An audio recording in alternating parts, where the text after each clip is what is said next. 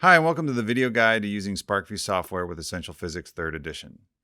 Inside Essential Physics are over 80 laboratory investigations and engineering design challenges, 26 of which use live data collection with Pasco sensors and SPARKvue software.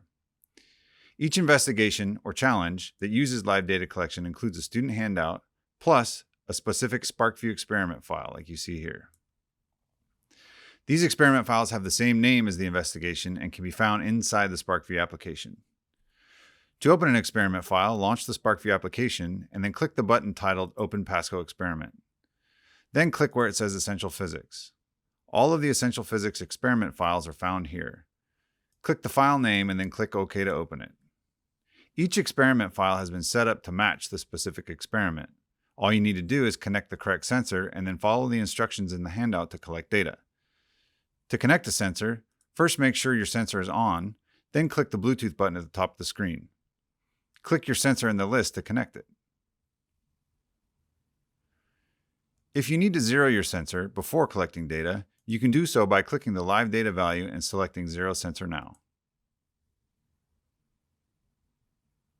When it's time to start recording data in SPARKvue, simply click the green Start button at the bottom to start recording data, perform the experiment, and then click the same button again to stop. Some experiment files are set up to automatically stop data recording.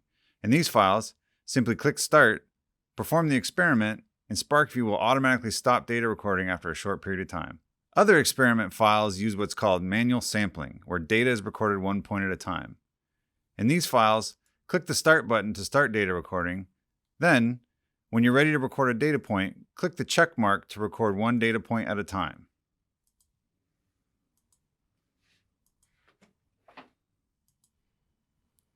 Click the Stop button to stop data recording.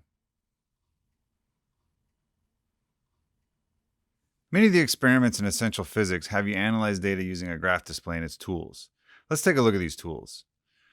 SPARKvue allows you to collect and display multiple runs of data simultaneously in a graph. If you want to show or hide a run of data, just check or uncheck it in the graph legend. This button expands and contracts the graph toolbar. The first tool in the toolbar is the Autoscale button. Click this button to quickly scale the X and Y axes so all the data in the graph is visible. If you prefer to scale your graph manually, you can click and stretch either the X or Y axis in the graph display. Or you can click in the middle of the graph and drag the entire thing around. It's important to note that dragging the entire graph around is only possible when the hand icon is selected here. The next button is the Coordinates tool. Clicking this button places a marker on the graph that tells you the XY coordinate values of any data point. You can click and drag the tool around or use the arrows to nudge it between data points. You can add as many of these tools to the graph as you need, and they're easily removed by clicking on it and clicking the blue X. You can also click the delta symbol to find the difference between two data points.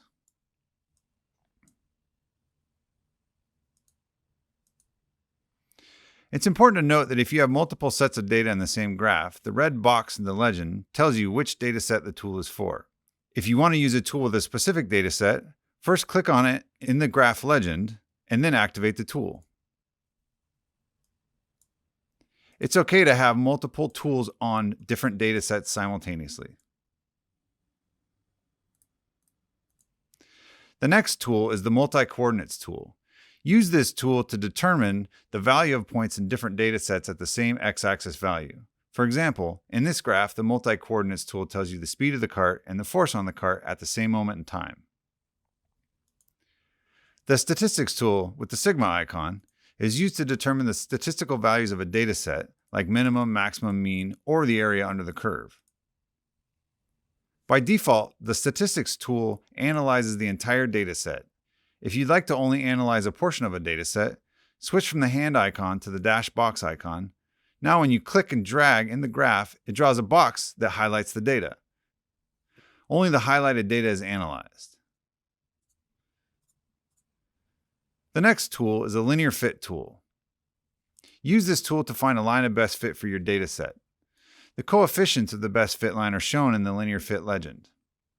Again, if you'd only like to analyze a portion of your data set, with the dash box selected, click and drag a box around the data to highlight it. Only the highlighted data is analyzed. The last tool we'll explore is the more general curve fit tool. This tool includes several different types of curve fits. Just select the curve fit that you want and select OK.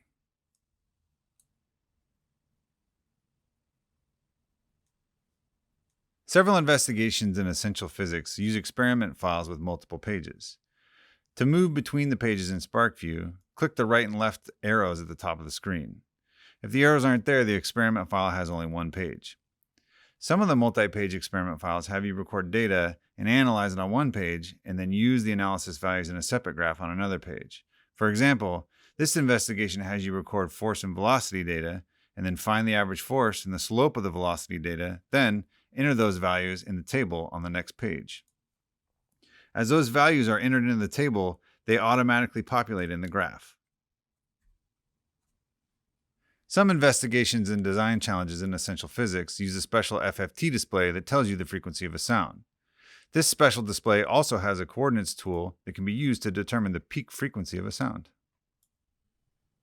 Thanks for watching this essential physics video.